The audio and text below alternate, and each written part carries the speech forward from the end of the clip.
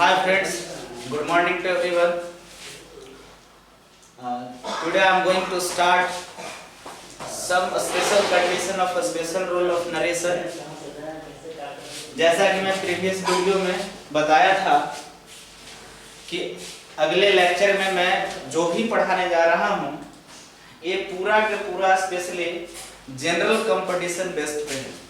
आपको पता है कि एनडीए के एग्जामिनेशन में, सीडीएस के एग्जामिनेशन में, एयरफोर्स के एग्जामिनेशन में या you can say also other competitive examination में ये कॉन्सेप्ट पे बहुत सारे क्वेश्चन पूछे जाते हैं। आज हम सभी को एक एक करके डिस्कस करेंगे और उम्मीद ऐसा करते हैं। आज जो मैं स्टार्ट कर रहा हूँ एक ऑप्टेटिव सेंटेंस से स्टार्ट कर रहे हैं और ऐसे optative sentence, imperative sentence, exclamatory sentence ये ऐसे माने जाते हैं जिससे कि बोर्ड में ज्यादातर क्वेश्चन इसे राइज किया जाता है, पूछा जाता है। तो आज सबसे ज्यादा जो हम फोकस कर रहे हैं बोर्ड के अलावा अगर देखा जाए तो एयरफोर्स पे, नेवी पे हम फोकस कर रहे हैं जिससे क्वेश्चन ज्यादातर आता है। क्लियर है? तो ये अगर यहाँ तक समझने के लिए आपका जो प्रीवियस जो वीडियो हुआ है इसके पहले जितना बेसिक में पढ़ाया हूँ नरेशन से रिलेटेड, आप सबसे पहले उसको देख लें। उसका लिंक हमारे डिस्क्रिप्शन में नीचे दिया हुआ होगा, आप उस लिंक पे जाएं, विजिट करें और देखें तो बिल्कुल आपको इजी वे में वहां पे बेसिक कॉन्सेप्ट दिया हुआ है नरेशन का, वहां इजीली समझ में आपको आ जाएगा। अगर वो समझ में आ जाती है देन फर्दर आप यहाँ से स्टार्ट कर सकते हैं, बिल्कुल इजी वे में समझ में आएगा। तो हम स्टार्ट करते हैं ऑप्टेटिव सेंटेंस। जैसा कि पहले आपको मैं बताया था, ऑप्टेटिव सेंटेंस वैसे सेंटेंस को बोलते हैं जिससे हम किसी दूसरे के लिए कोई ना कोई विश रखते हैं, कोई ना कोई मनोकामना रखते हैं या कोई ना कोई चाहत रखते हैं, वैसे सेंटेंस को ऑप्टेटिव सेंटेंस बोलते हैं। In English you can define it, optative sentence is a sentence which express wish and desire is known as optative sentence. What is the concept of optative sentence? इसका concept क्या है तो आप देखेंगे कि जब भी ये फर्स्ट टाइप का मैं बता रहा हूं, इसमें कम से कम 3-4 केसेस हैं जो जनरली कंपटीशन के लिए इंपॉर्टेंट होता है। ये सबसे फर्स्ट केस है जिसको मैं डिस्कस करने जा रहा हूँ। क्लियर है? आप देखें यहाँ पे कि जब भी आपको रिपोर्टिंग वर्ब सेड मिले या सेड टू मिले, जब भी आपको रिपोर्टिंग वर्ब सेड हो या सेड टू हो, आप उसको कन्वर्ट करें विस्ट में। विस्ट में तब कन्वर्ट करेंगे जब वो मीटिंग का हो, जब हम मिलते हैं एक दूसरे से। तो वहां पर हम समटाइम अगर एक दूसरे से मिलते हैं तो क्या बोलते हैं? हेलो फ्रेंड्स, गुड मॉर्निंग या गुड इवनिंग या हाय हेलो बोलते हैं। अगर किसी से डिपार्चर, अगर किसी से विदा हम बोल लेते हैं, एक दूसरे से अलग होते हैं, तो वहां पे क्या बोलते हैं? गुड नाइट या गुड बाय या जनरली फेयरवेल भी बोल सकते हैं, नो प्रॉब्लम। क्लियर है? अब देखते हैं क्या, अब इस पे मैं क्वेश्चन ले रहा हूं, आपको बिल्कुल समझ में आ जाएगा। एक एग्जांपल ले रहे हैं।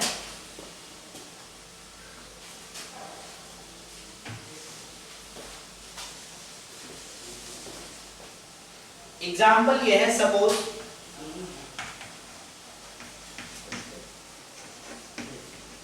The students said to the teacher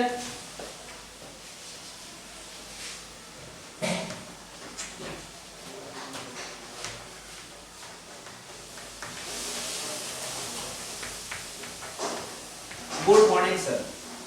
suppose ऐसे हो कि कोई विद्यार्थी बोला, the student said to the teacher, विद्यार्थी शिक्षक को कहते हैं गुड मॉर्निंग सर।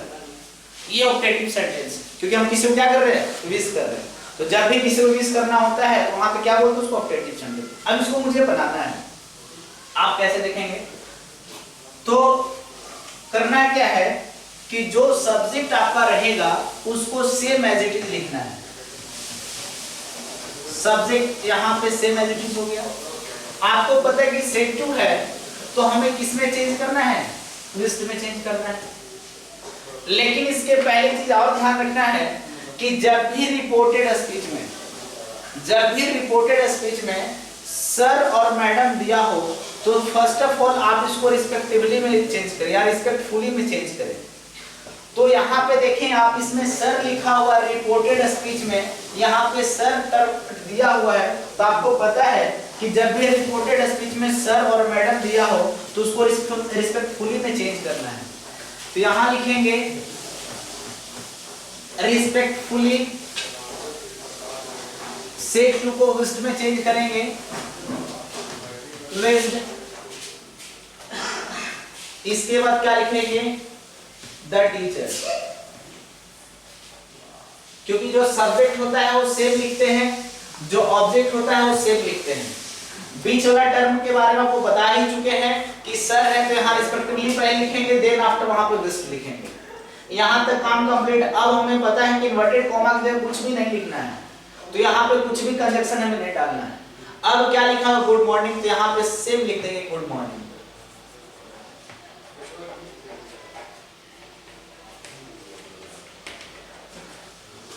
इसको दो तरीके से बनाते हैं। पहला इजी यही है कि the students respectively wish the teacher good morning, या इसको दूसरे ऐसे ही बना सकते हैं,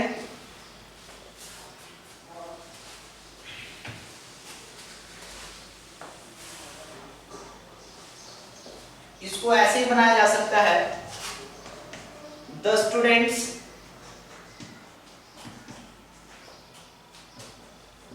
respectfully wished the teacher, या respectfully wished good morning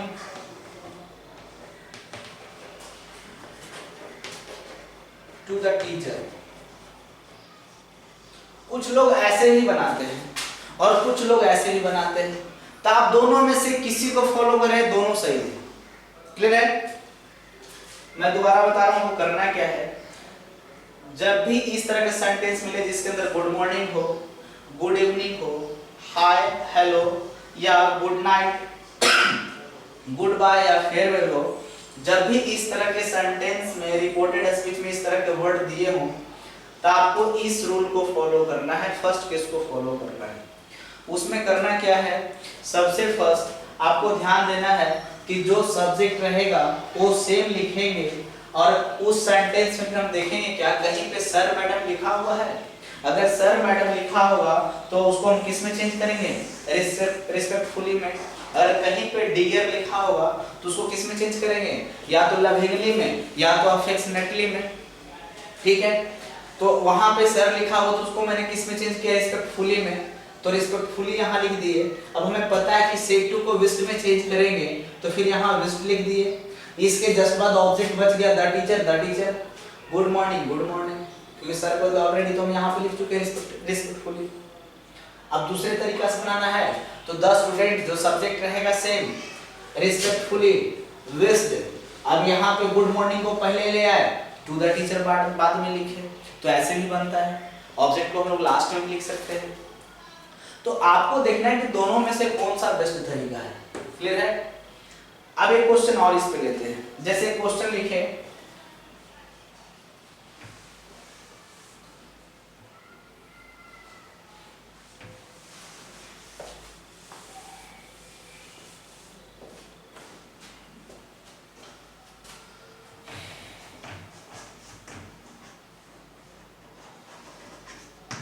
my friends said to me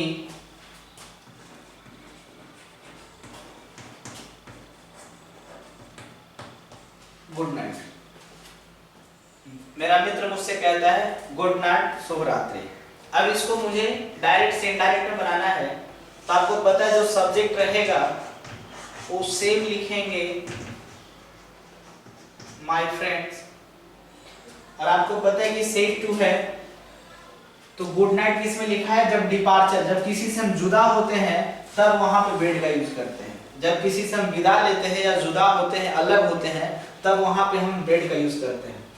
तो जब भी हम लोग जब जुदा होते तो हम क्या बोलते हैं, गुड नाइट बोलते हैं। अगर स्पोकन में देखा जाए तो जब भी हम एक दूसरे से अलग होते हैं, विदा लेते हैं, तो वहां पे गुड नाइट बोलते हैं। तो यहाँ पे हम सेड टू किस में कन्वर्ट करेंगे, बेड में। तो यहाँ लिखेंगे बेड, जो ऑब्जेक्ट रहेगा सेम, इन्वर्टेड कॉमा की जगह कुछ नहीं लिखना है आपको, फिर जो क्या बच गया, गुड नाइट। ठीक है,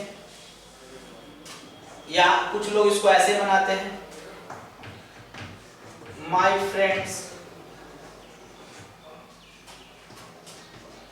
बेड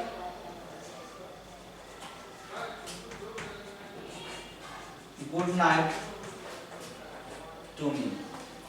तो इसका दो तरीका बनाने का है, या तो आप इसको फॉलो करें या तो आप बी को फॉलो करें, या तो इसको फॉलो करें या तो इसको फॉलो करें, दोनों इजी है। तो इससे क्वेश्चन जनरली हम देखते हैं क्या डिफेंस में, कॉम्पिटिटिव एग्जाम में ज्यादा पूछा जाता है। ये हुआ फर्स्ट केस ऑप्टेटिव सेंटेंस का। और जब बेसिक में पढ़ा रहा था बोर्ड लेवल का, तो वहां पे भी एक केस ऑप्टेटिव सेंटेंस का मैं डिस्कस किया था, तो आप उसको भी देख लेना। सेकेंड केस, थर्ड केस में बताने जा रहा हूं।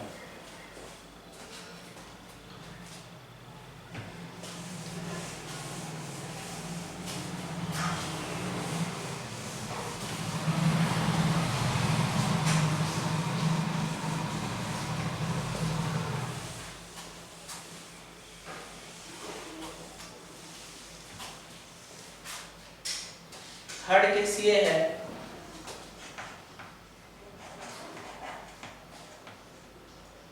अगर इसके अनुसार देखें तो टाइप 2, अगर बेसिक को मिला दे इसके अंदर तो टाइप 3 हो जाएगा, लेकिन हम इसी के अनुसार लेके चलते हैं। अभी टाइप 1 करवाया, टाइप 2 टाइप 2 देखें। इसमें ये है रूल फर्स्ट, जब भी रिपोर्टिंग वर्ब सेड हो या सेड टू हो, जब भी रिपोर्टिंग वर्ब सेड हो या सेड टू हो, तो इसको आपको विस्ट में चेंज करना है। रूल सेकेंड है कि जब भी इन्वर्टेड कॉमा हो, तो इसको दैट में चेंज करना है। रूल थर्ड है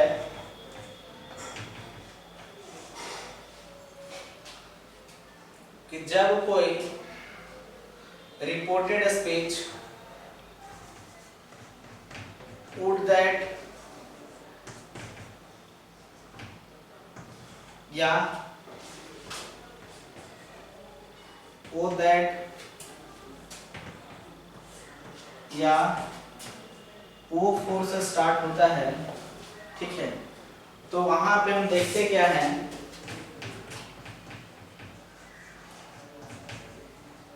would that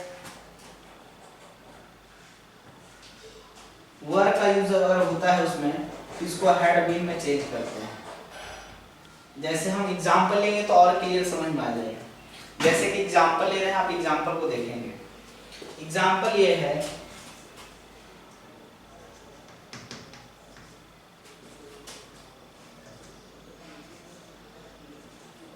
C said to me, put that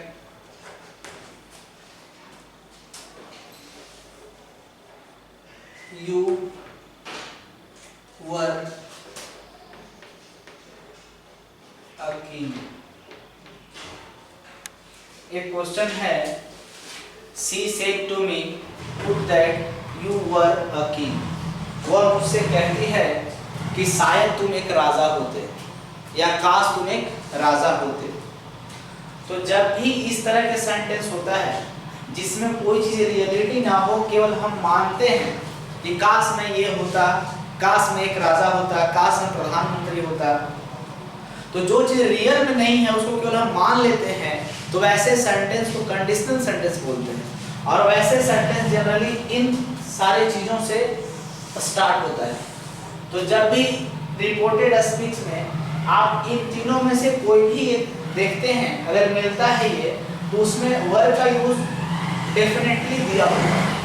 अगर उसमें वर्ब का यूज है तो आप उसको हैड बीन में चेंज करेंगे। आपको यहाँ पे ही ये कॉन्सेप्ट सीखना है।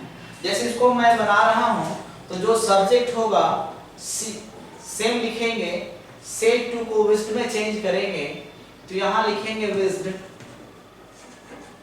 जो ऑब्जेक्ट होगा सेम लिखेंगे इन्वर्टेड कॉमा दैट, से विज्ड में दैट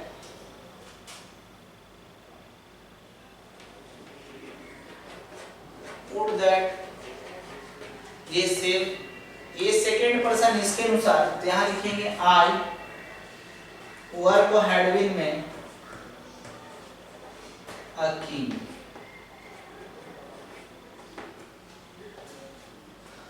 आप इसमें देखें क्या कि जब भी इस तरह के सेंटेंस जिसमें वुड दैट हो या वो दैट हो या वो फोर से शुरू हुआ हो, स्टार्ट हुआ हो, तो जनरली हम करते क्या है कि वैसे सेंटेंस में वर का यूज होता है। अगर वर का यूज वैसे सेंटेंस में है तो आपको कोशिश करना उसको हैड बीन में चेंज करें, जैसा कि मैंने यहाँ पे किया। ये था आपका second type of operative sentence. ये भी क्या है, स्पेशल कंडीशन है। क्लियर है? अब थोड़ा सा इसके आगे हम पढ़ते हैं, यहाँ तक मुझे लगता है कोई डाउट नहीं होगा। अब थोड़ा आगे देखते हैं।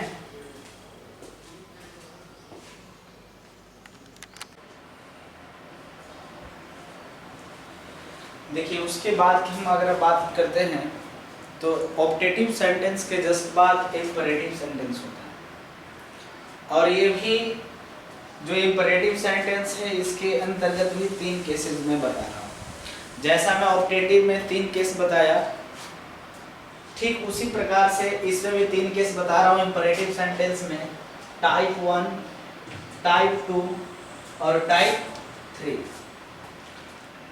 इंपरेटिव सेंटेंस को बेसिक क्लास के में भी बता चुका हूँ, जो नरेशन का बेसिक क्लास हुआ था उसमें मैं इसको पढ़ा चुका हूँ, लेकिन वो बेसिक था, बोर्ड लेवल था। ये कंपटीशन लेवल है, थोड़ा सा एक्स्ट्रा पढ़ना पड़ेगा इसमें। इसमें क्या है, इस तीनों कंडीशन में क्या है देखना ये है कि जब imperative sentence, if any imperative sentence start with let, जब भी कोई इंपरेटिव सेंटेंस लेट से बिगिन होगा, स्टार्ट होगा, बिगिनिंग उसका होगा, और जहां पे लेट का मतलब सजेशन होगा, सजेशन को हिंदी में अगर देखा जाए तो शुद्ध हिंदी में उसको सलाह बोलते हैं, किसी को सलाह देना या किसी से सलाह लेना। तो जहां पे कोई इंपरेटिव सेंटेंस लेट से स्टार्ट हो और लेट का मतलब जहां पे सलाह हो, तो उस इंपरेटिव सेंटेंस को टाइप 1 के अंतर्गत बनाया जाता है। जैसे let us take an example, एक एग्जांपल के हम ले देते हैं, हम लोग उससे बात करते हैं। जैसे कि एग्जांपल ले रहे हैं,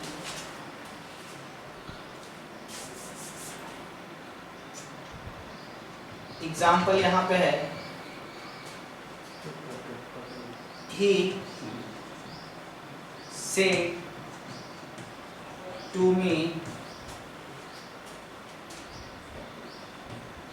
let us go to see the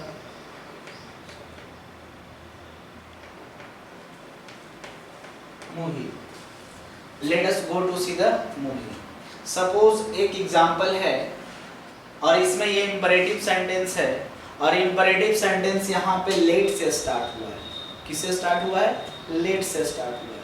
और जब कोई भी इंपरेटिव सेंटेंस लेट से स्टार्ट होगा तो टाइप 1 को, यानी हम इस रूल को फॉलो करेंगे। जैसे फर्स्ट रूल कहता है, यहाँ पे देखना ये है कि जो सब्जेक्ट है वो सेम रहेगा, जो सेट टू है यहाँ पे देखेंगे सेट टू को या तो सजेस्टेड टू या प्रपोज टू में चेंज करना है।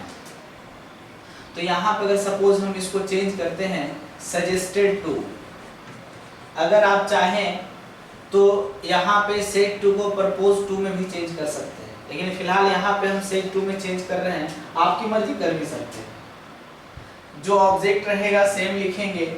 आपको पता है कि इन्वर्टेड कॉमा की जगह पे दैट का यूज करना है, इन्वर्टेड कॉमा की जगह पे दैट का यूज करना है। यहाँ पे इन्वर्टेड कॉमा, यहाँ पे क्या लिखेंगे? दैट।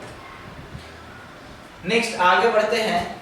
जब भी लेट होगा, ओनली लेट, तो वहां पे शुड में कन्वर्ट करेंगे, जहां पे लेटेस्ट होगा वहां पे भी शुड में कन्वर्ट करेंगे। इस चीज का ध्यान रखेंगे।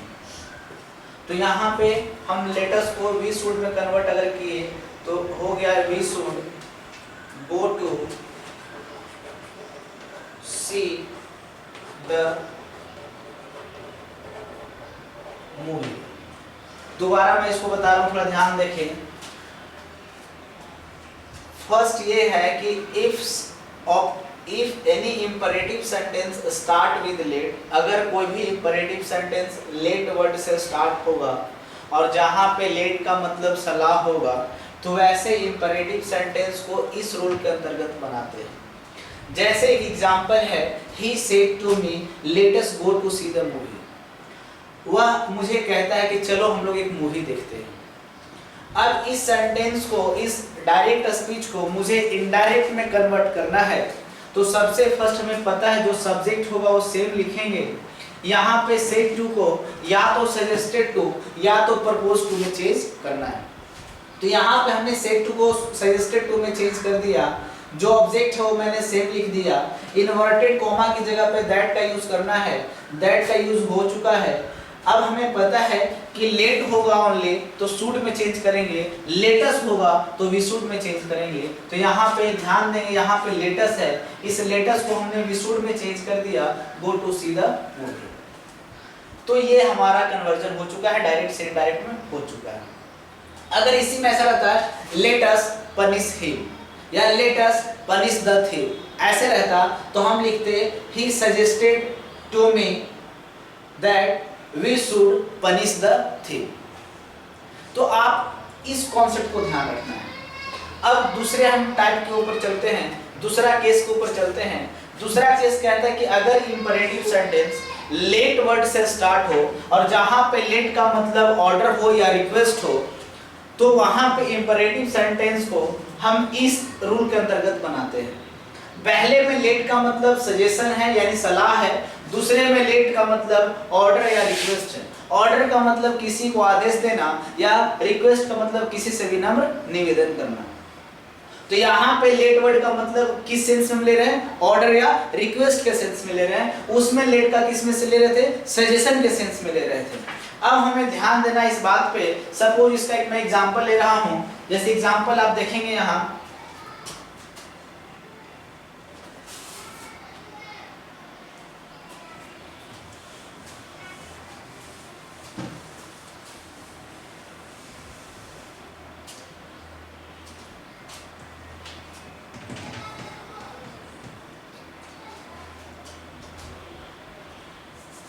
she said to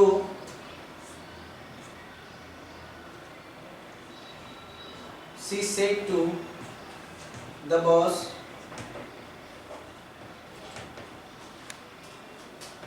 let me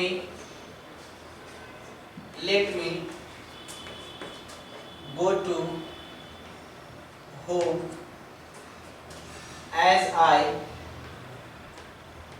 not feel well.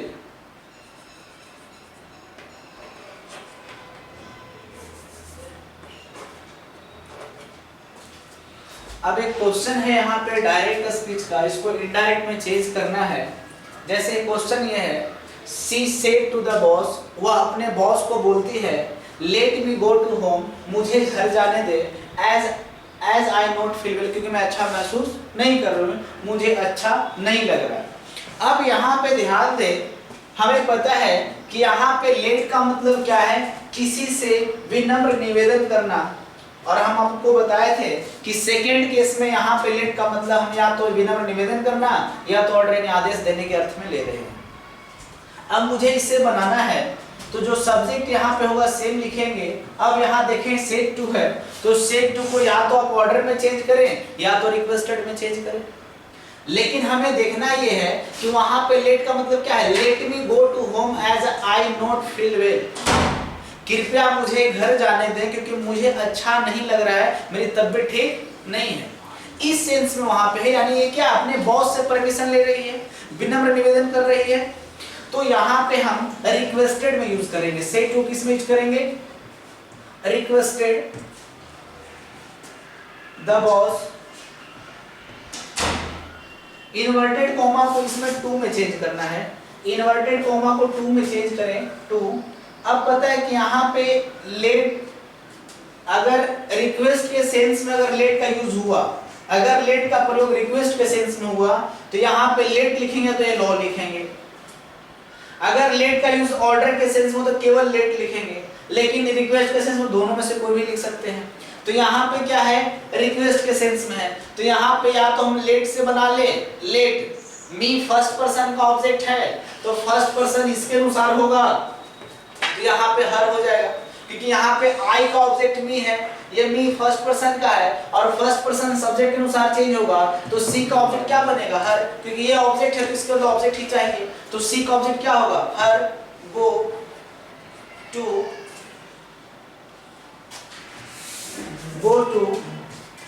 Home as I not feel well.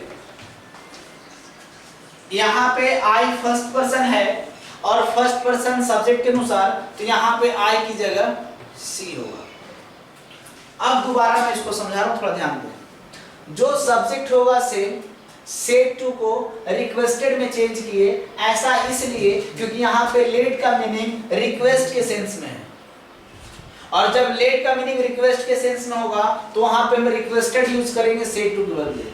अगर यहाँ पे लेट का मतलब ऑर्डर के सेंस में होता तो यहाँ पे हम ऑर्डर यूज करते।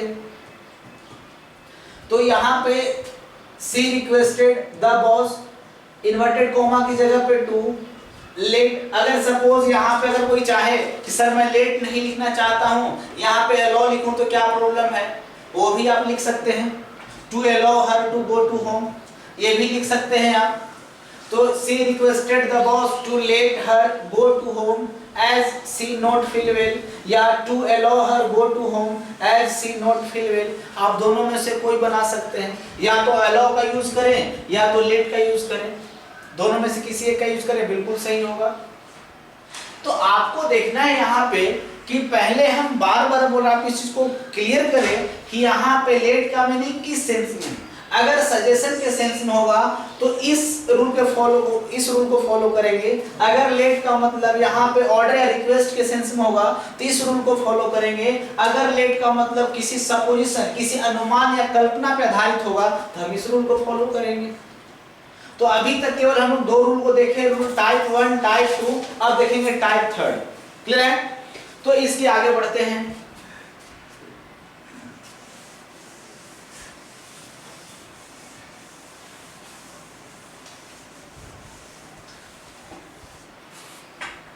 यहाँ पे लेट का मतलब सपोजिशन, सपोजिशन का मतलब तो कोई कल्पना करना, कोई चीज मतलब घटित ना हुआ हो, जो चीज कल्पना पे आधारित हो, जो चीज रियल में ना हो, उसको बोलते हैं सपोजिशन। जैसे हम यहाँ पे देखते हैं, एक एग्जांपल लेते हैं, she said to me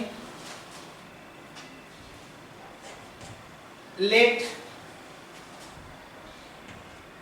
him bark, he can't bite।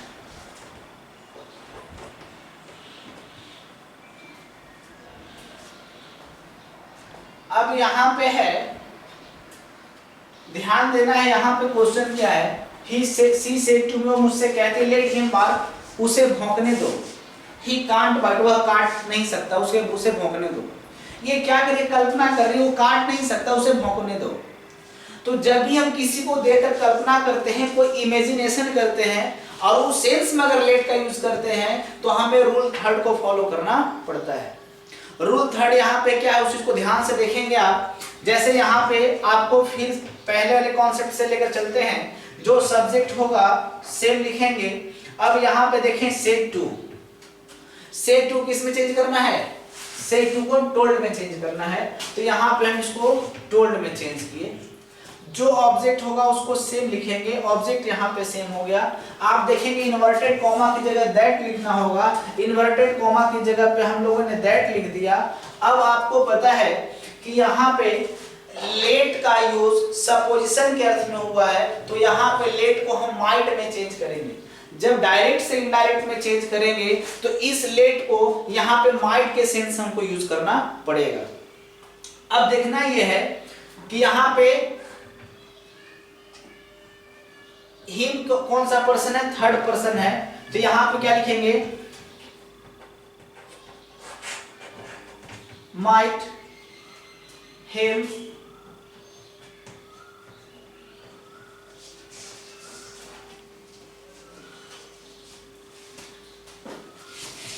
He third person है, चेंज नहीं होगा, बाइट। तो आपको एक चीज को ध्यान रखना है कि जब लेट का यूज सपोजिशन के केस में होगा, यानी कल्पना पे आधारित कॉन्सेप्ट पे होगा, तो वहां पे लेट को आपको माइट में चेंज करना है।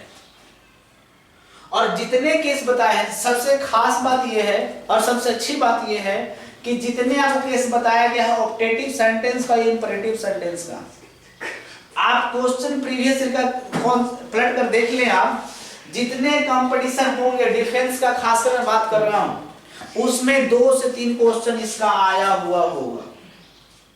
मतलब ये इंपॉर्टेंट माने जाते हैं, नरेशन के आधार पर देखा जाए तो बहुत ही इंपॉर्टेंट माने जाते हैं। तो आपने अभी क्या देखा, इंपरेटिव सेंटेंस का 3 केस। पहला केस, जब लेट को हम सजेशन के केस में मानेंगे, यानी लेट को जब सलाह के अर्थ में मानेंगे। दूसरा क्या देखे कि लेट को जब ऑर्डर या रिक्वेस्ट के अर्थ में मानेंगे। तीसरा क्या देखे, जब लेट को सपोजिशन या कोरी कल्पना के आधार पर देखेंगे। तो हम तीनों कंडीशन को यहाँ पे देख चुके हैं और ये तीनों कंडीशन मुझे ऐसा लगता है कि आप लोगों को समझ में आया होगा। और मैं बार बार बोल रहा हूं, अगर आपको समझ में नहीं आती बिल्कुल आप कमेंट बॉक्स में कमेंट करें, बिल्कुल मैं आपका रिप्लाई करूंगा। इसके आगे बढ़ते हैं, ये रहा आपका बेसिक कॉन्सेप्ट एडवांस लेवल का। फिर आगे बढ़ते हैं,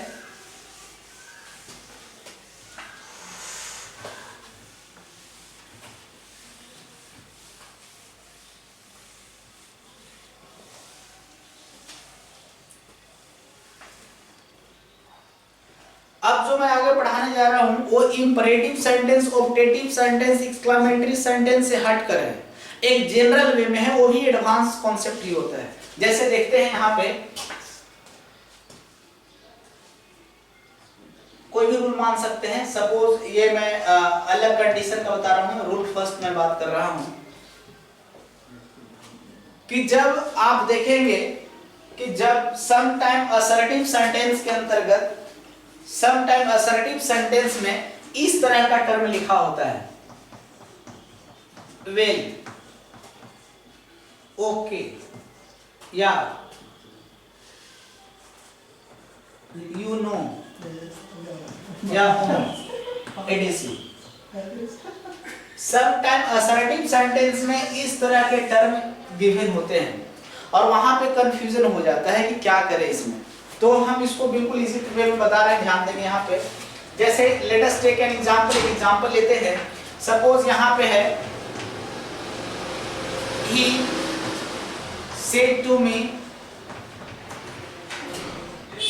okay you play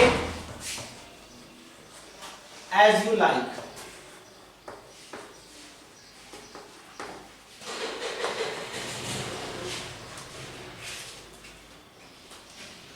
ये क्वेश्चन है असर्टिव सेंटेंस का। असर्टिव सेंटेंस में सम टाइम इस तरह के वर्ड गिवन होते हैं, जैसे यहाँ पे दिया हुआ है ओके। अब इस टर्म को देख करके हम लोग क्या कंफ्यूजन में पड़ जाते हैं कि ये कौन सा टर्म बीच में दे दिया भाई। तो कंफ्यूजन नहीं होना, इसको इजी मेथड में जैसे आप नॉर्मल सोल्व करते वैसे सोल्व कर सकते हैं। जैसे जो सब्जेक्ट होगा वो सेम, यहाँ पे आपको पता है कि सेक को हम लोग टोल्ड में कन्वर्ट करते थे। जो ऑब्जेक्ट होगा सेम, इन्वर्टेड कॉमा होगा दैट। अब इसका टेंशन ही नहीं लेना है, डायरेक्ट में रहा लिखा हुआ छोड़ देंगे उसको ऐसे ही, इनडायरेक्ट हम लोग उसको लिखेंगे नहीं। अब ये सेकंड पर्सन का है, हमें पता है कि सेकंड पर्सन क्या है, यहाँ पे ऑब्जेक्ट है, सेकंड पर्सन ऑब्जेक्ट के अनुसार चेंज होगा। तो यहाँ पे क्या होगा, I play as I like. तो आपको देखना क्या है, अब यहां पे देखिए आपको ये देखना है कि जैसे पहले बनाते थे वैसे ही बनाएंगे। ये यहाँ पे असर्टिव सेंटेंस में है सब्जेक्ट प्लस V1, तो इसको सिंपल प्रेजेंट को हम सिंपल पास्ट में चेंज करते हैं सब्जेक्ट प्लस V2। ठीक है, एक क्वेश्चन और देखते हैं। सपोज अगर ऐसे लिखें, Ram said to Radha, you know you are full, तुम जानते हो तुम बहुत मूर्ख हो। अब ये क्वेश्चन है, अब ये क्या दे दिया भाई, तो जब भी इस तरह के टर्म आपको असर्टिव सेंटेंस में देंगे तो बिल्कुल इसको इग्नोर कर देना है, इसको मानना ही नहीं कि सेंटेंस में दिया होगा या डायरेक्ट स्पीच में दिया होगा, इसको सिंपल बना देना है। Ram told Radha that you second person, इसके अनुसार सी वाज फुल। जिसको चेंज ऑफ टेंस समझ में नहीं आ रहा है यहाँ आर को आज कैसे हो गया, तो आप बिल्कुल जाइए चेंज ऑफ टेंस वाले टॉपिक में, बिल्कुल आपको समझ में आएगा ये। तो ये रहा रूल फर्स्ट, सम टाइम इस तरह से भी होता है। इसके और आगे बढ़ते हैं, कॉन्सेप्ट और आगे बढ़ते हैं। इसमें सम टाइम क्या होता है, असर्टिव सेंटेंस में ही सम टाइम क्या होता है, यानी इसमें क्या रूल लिख सकते हैं, आप लिखना चाहें तो लिख सकते हैं क्या, if assertive sentence starts from well okay you know it is से, then you should not convert into indirect of this term। इस टर्म को आपको उसमें उसके अंदर कन्वर्ट नहीं करना है। नेक्स्ट आगे हम बढ़ते हैं।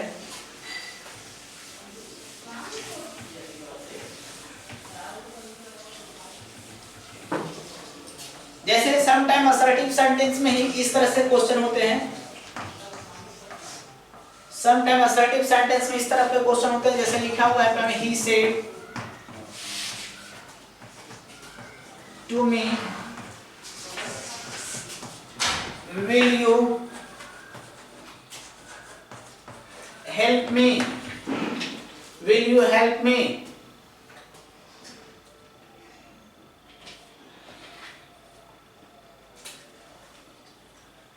will you help me, I said yes। Suppose इस तरह के क्वेश्चन हो, सपोज इस तरह क्वेश्चन हो, तो जब भी किसी असर्टिव सेंटेंस में लास्ट में रिप्लाई के लिए यस और नो लिखा हो, तो इसको हम कन्वर्ट करते हैं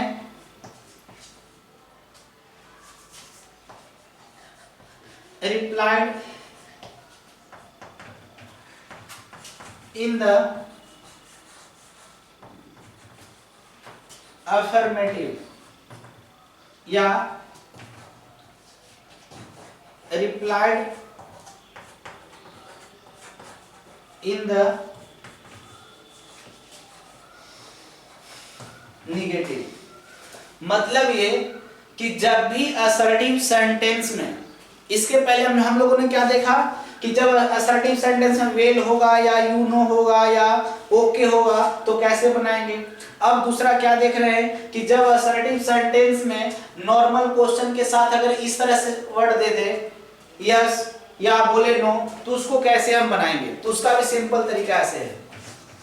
सपोज यहाँ पे ही है सब्जेक्ट सेम, अब यहाँ विल यू हेल्प मी, ये क्या एक तरह से क्वेश्चन पूछ रहा है, क्वेश्चन एराइज कर रहा है, विल यू हेल्प मी, तो ये इंट्रोगेटिव सेंटेंस हो गया। इंट्रोगेटिव सेंटेंस में हम सेड टू को आस्क में चेंज करते हैं, ask me inverted comma if या वेदर में चेंज करते हैं।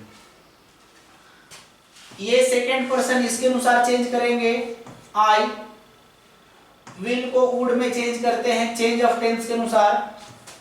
हेल्प मी फर्स्ट पर्सन का ऑब्जेक्ट फर्स्ट पर्सन सब्जेक्ट के अनुसार चेंज होता है, यहां लिखते हैं हर, सॉरी हिम, क्योंकि ये फर्स्ट पर्सन का ऑब्जेक्ट है तो हमें इसको ऑब्जेक्ट ही चाहिए, तो ही का ऑब्जेक्ट क्या होगा हिम। अब इसके बाद कैसे बनाएंगे, तो इसके बाद यहाँ पे क्या है आई फिर है, तो आई उसके अनुसार चेंज होगा, तो क्या लिखेंगे he replied in the affirmative.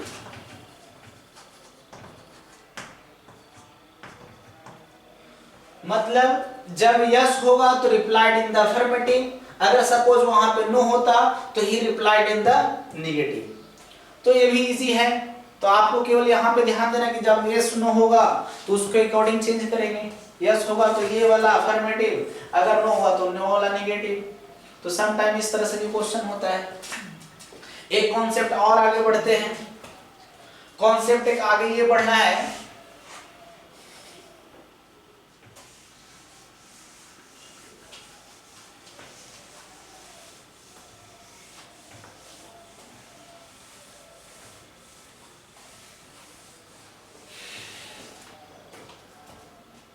Rule third,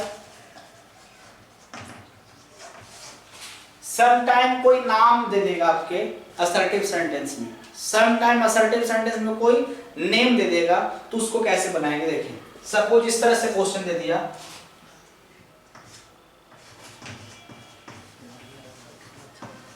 he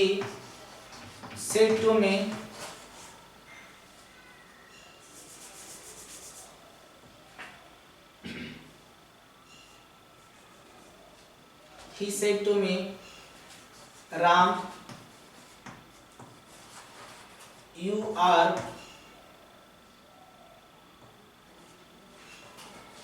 a good boy। इसको समझने के लिए थोड़ा शॉर्ट में और कर लेते हैं, थोड़ा सा शॉर्ट में और कर लेते हैं समझने के लिए। सिंपल लिखे ही सेड, ये असर्टिव सेंटेंस है। इस असर्टिव सेंटेंस को आप कैसे चेंज करना थोड़ा ध्यान दें। अब यहाँ पे बीच में नेमिंग दे दिया है, नेम दे दिया है राम, बाकी सिंपल सेंटेंस है। तो जब इस तरह के सेंटेंस आए तो रिपोर्टेड स्पीच पे जस्ट इन्वर्टेड कॉमा के बाद अगर कोई नेमिंग दे दिया, अगर कोई नाम दे दिया, तो आपको उसका रिपोर्टिंग वर्ब का ऑब्जेक्ट बना देना है। दोबारा सुनिए, अगर कोई असर्टिव सेंटेंस में, असर्टिव सेंटेंस के रिपोर्टेड स्पीच में, रिपोर्टेड स्पीच यहां से लेकर यहां तक होता है, यानी कि इन्वर्टेड कॉमा के अंदर। अगर असर्टिव सेंटेंस में, रिपोर्टेड स्पीच में इन्वर्टेड कॉमा के जस्ट बाद अगर कोई नाम दे देता है, तो जब इसको हम डायरेक्ट से इनडायरेक्ट में चेंज करेंगे तो इस नाम को हम रिपोर्टिंग वर्ब का ऑब्जेक्ट बना देंगे। जैसे देखें, इसको मैं इनडायरेक्ट में चेंज कर रहा हूं, सब्जेक्ट ही, यहां पे क्या है, सेड है। जब इसको ऑब्जेक्ट बनाएंगे तो टोल्ड राम, इस नेम को क्या कर दिए, इसका ऑब्जेक्ट बना दिए। जब इसका ऑब्जेक्ट बनाएंगे तो सेड टू हो जाएगा, तो सेड टू किसमें चेंज करते हैं, टोल्ड में। ही टोल्ड राम दैट, अब इन्वर्टेड कॉमा किसमें चेंज किया, दैट।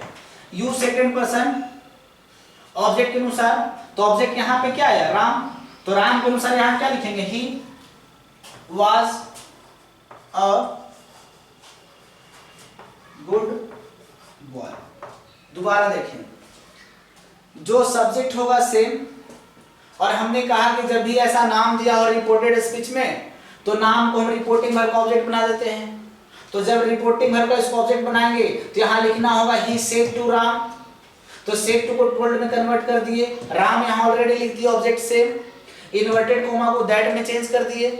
अब हमें पता है कि यू सेकंड पर्सन है, ऑब्जेक्ट के अनुसार चेंज होगा, तो यहाँ पे ऑब्जेक्ट क्या है, राम है, तो राम के अनुसार यहाँ पे क्या लिए, ही।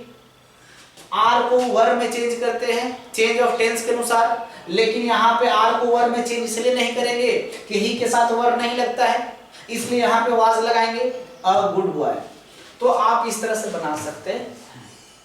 यहाँ पे कुछ भी नाम दे दें, मुकेश, राधा, सीता, गीता, कुछ भी नाम दे दें तो आप उसको इस तरह से बनाएंगे। जब भी आपको कोई भी यहाँ नाम यहाँ दिख जाए या यहाँ लास्ट में दिख जाए, जब भी नेम कोई इधर दिख जाए या इधर दिख जाए या सम टाइम बीच में भी आ जाए, इन्वर्टेड कोमा कुछ करके ऐसे सेपरेट करके, तो आप उसको ऑब्जेक्ट बना दें। डायरेक्ट उसका फॉर्मूला, उसको डायरेक्ट आप ऑब्जेक्ट पुट अप करें। क्लियर है? आगे बढ़ते हैं नेक्स्ट कॉन्सेप्ट की ओर।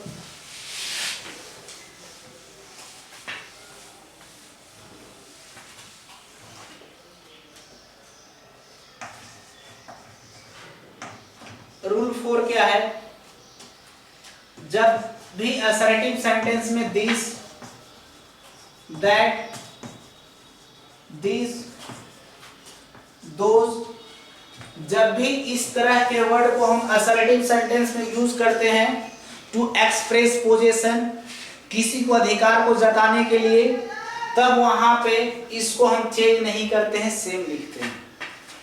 जैसे फॉर एग्जाम्पल अगर यहां पे लिखें he said to me this is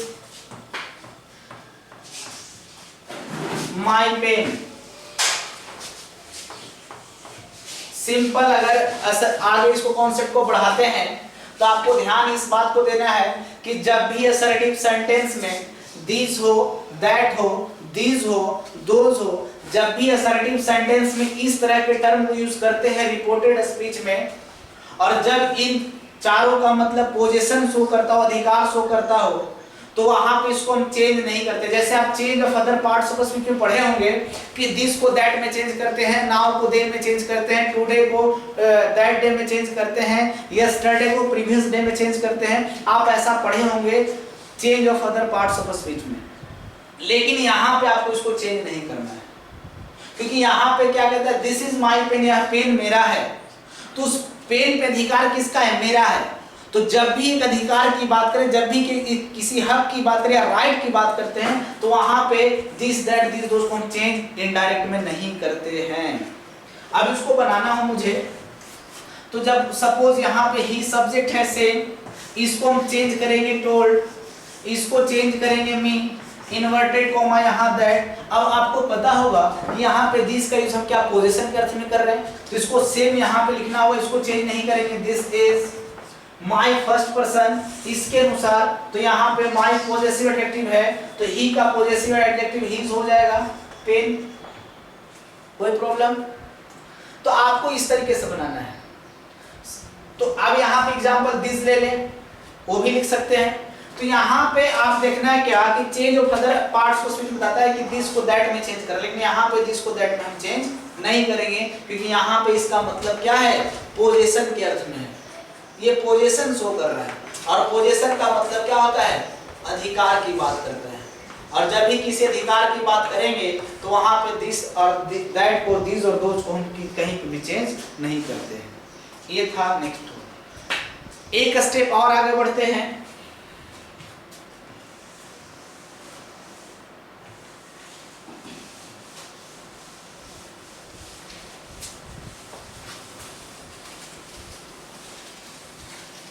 एक स्टेप आगे ऐसे बढ़ते हैं कि जब भी कोई न्यूज़पेपर वाला एडिटर या मीडिया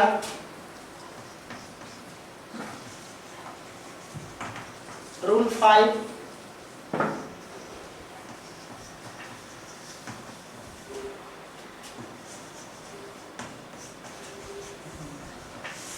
जब भी किसी न्यूज़पेपर का एडिटर या कोई भी मैगजीन का एडिटर अपने न्यूज़पेपर के लिए या मैगजीन के लिए वी, अस या आवर का यूज करता है,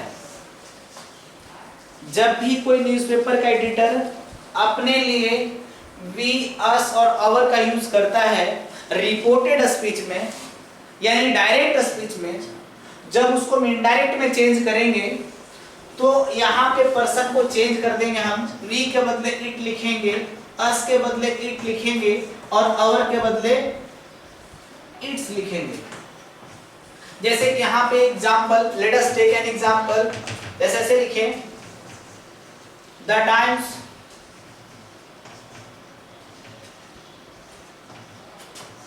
of India says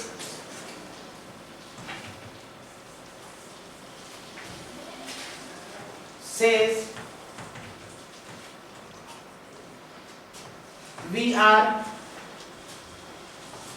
trying our best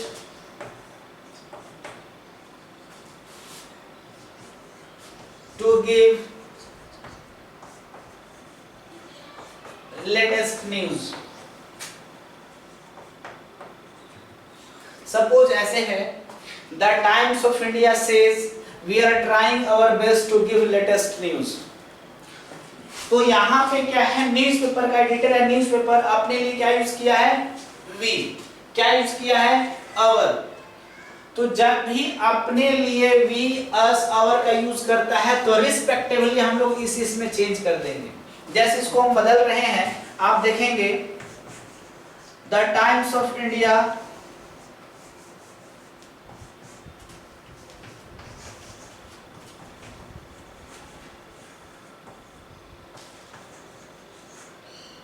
says inverted comma that we है, तो इसके लिए क्या यूज करेंगे, it is, it की जगह इस it के साथ is लगता है, trying its best to give latest news. तो इसमें हम लोगों ने क्या देखा कि जब भी न्यूज़पेपर का एडिटर अपने लिए वी और आवर का यूज करेगा तो वी की जगह इट का यूज करेंगे और आवर की जगह इट्स का यूज करेंगे। ऐसा हम इस रूल में पढ़ते हैं। तो ये छोटी छोटी बातें हैं लेकिन बहुत इंपॉर्टेंट है और ये बहुत सारी बातें आपको कहीं ना कहीं काम देगा while you are making narration, जब आप नरेशन बनाएंगे। इसके आगे एक छोटा सा कॉन्सेप्ट और रह गया है, आप उसको देखें, वो लास्ट कॉन्सेप्ट है, देखें उसको।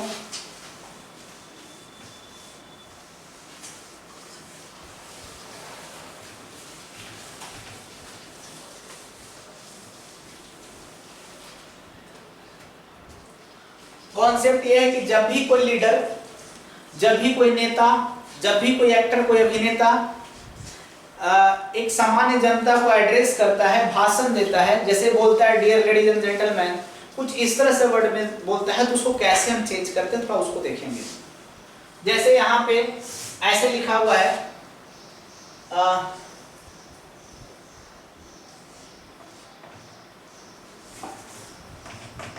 The PM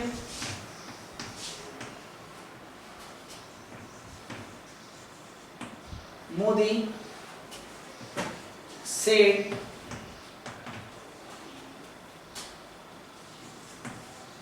dear ladies and gentlemen,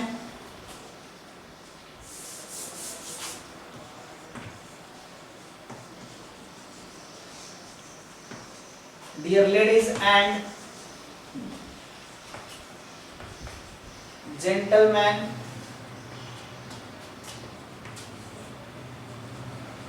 you are my home, you are my home।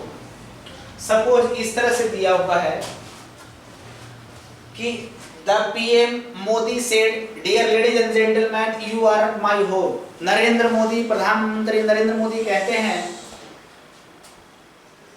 कि डियर लेडीज एंड जेंटलमैन आप हमारी उम्मीद हैं, आशा है। अब इसको मुझे डायरेक्ट से इनडायरेक्ट में चेंज करना है, तो आप क्या लिखेंगे, पहला वर्ड लिखेंगे addressing,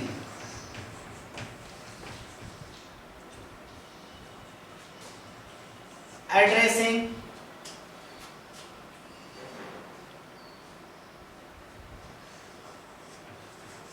respectfully,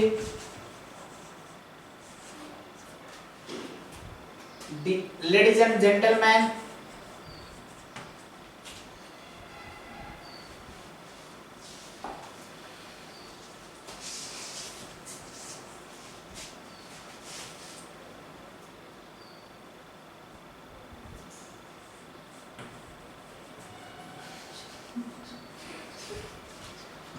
gentleman,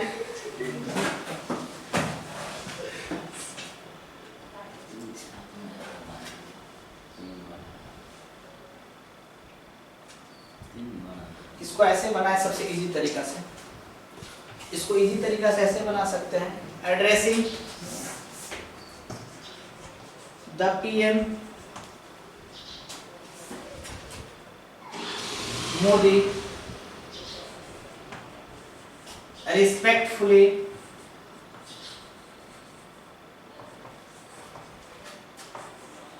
ladies and gentlemen,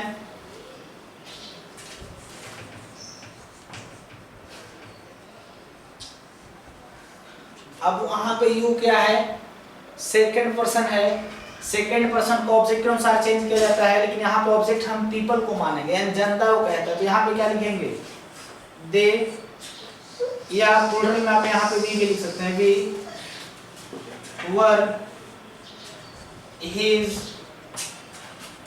हो। इसको दोबारा मैं समझा रहा हूँ, थोड़ा ध्यान दें। जब भी कोई लीडर, कोई एक्टर, कोई एक्ट्रेस कुछ इस तरह से इस तरह से बोलता है, dear friends, dear ladies and gentleman, कुछ इस तरह से वर्ड बोलता है, एड्रेस करता है, लोगों को बीच में भाषण देता है, तो वैसे सेंटेंस को डायरेक्ट से इनडायरेक्ट में कैसे बदलते हैं। तो आप यहाँ पे देखेंगे कि द पीएम मोदी से, प्रधानमंत्री नरेंद्र मोदी कहते हैं, डियर लेडीज एंड जेंटलमैन, भद्र पुरुषों, यू आर माई होप, आप मेरी उम्मीद हैं। अब इस सेंटेंस को मुझे डायरेक्ट में इनडायरेक्ट से चेंज करना। आप देखना क्या है, एड्रेसिंग, सबसे पहले वर्ड आप क्या लिखेंगे, एड्रेसिंग। जो यहाँ सब्जेक्ट रहेगा वो सेम लिखेंगे यहाँ पे, या किसी सेंटेंस में देखेंगे क्या यहाँ पे ऑब्जेक्ट लिखा हुआ है, दोनों सेम है। Addressing the PM Modi respectfully, क्योंकि डियर को हम रिस्पेक्टफुली में चेंज करते हैं। Ladies and gentleman, they were his hope, they इसलिए क्योंकि यू यहाँ सेकंड पर्सन है। तो ये जो बात कही जा रही है किसको कही जाएगी, जनता को कही जाएगी। जनता क्या है, प्लूरल नाउन है, तो पब्लिक क्या है, प्लूरल नाउन है। जब प्लूरल नाउन होगा तो यहाँ पे यू को हम उसके अनुसार चेंज करेंगे, तो यहाँ पे पब्लिक के लिए क्या आएगा, दे आएगा या वी आएगा। आर को वर में चेंज करते हैं, माई फर्स्ट पर्सन सब्जेक्ट के अनुसार, तो उसकी जगह पे हिज लिखेंगे हो। तो आप इस तरह से उसको बदल सकते हैं। तो अभी आपको जितना पढ़ाया गया है, optative sentence, imperative sentence, optative sentence में 3 केस, इंपरेटिव सेंटेंस में 3 केस, और ऐसे 6 रूल पढ़ाए गए हैं। और पहले का बेसिक कॉन्सेप्ट आपको पढ़ाया गया है। ये टोटल होल मिलाकर के एक अच्छा खासा कॉन्सेप्ट निकल जाता है हमारा नरेशन का। और नरेशन में इससे कहीं ज्यादा क्वेश्चन नहीं पूछा जाता है, लेकिन इससे इसका जो मेरा अगला वीडियो होगा, जो अगला लेक्चर होगा, उसमें आपको पूरे नरेशन जितना मैं पढ़ाया हूँ उस सभी नरेशन पे आपको 100 क्वेश्चन दिए जाएंगे, जिसमें सभी के सभी क्वेश्चन प्रीवियस ईयर एग्जामिनेशन में पूछे हुए होंगे, किसी न किसी कॉम्पिटिटिव एग्जामिनेशन में या किसी न किसी बोर्ड लेवल एग्जामिनेशन में कहीं न कहीं पूछे होंगे। उसी क्वेश्चन को आपको नेक्स्ट वीडियो लेक्चर में मिलेगा, और कोशिश मैं करूंगा कि सभी क्वेश्चन को एक सॉल्यूशन के साथ दें, एक अच्छे से उसको डिटेल में समझा कर दें। तो ये नेक्स्ट क्लास में मेरा होने जा रहा है। तो अभी फिलहाल जितना आपके पास दिया हुआ, अगर उसमें कोई शक संदेह हो, अगर उसमें किसी प्रकार का कोई प्रॉब्लम क्रिएट होता हो, कोई डाउट हो, आप बिल्कुल बेहिचक आप मेरे कमेंट बॉक्स में उसको लिखें, और बिल्कुल मैं उसका रिप्लाई दूंगा। जो नेक्स्ट मेरा आएगा वो क्वेश्चन का होगा, और इसके बाद जो कॉम्पिटिटिव एग्जामिनेशन में जो सबसे इंपॉर्टेंट चैप्टर होगा, हम उसको जस्ट इसके बाद डिटेल करेंगे। क्लियर है? Okay, thanks for watching video.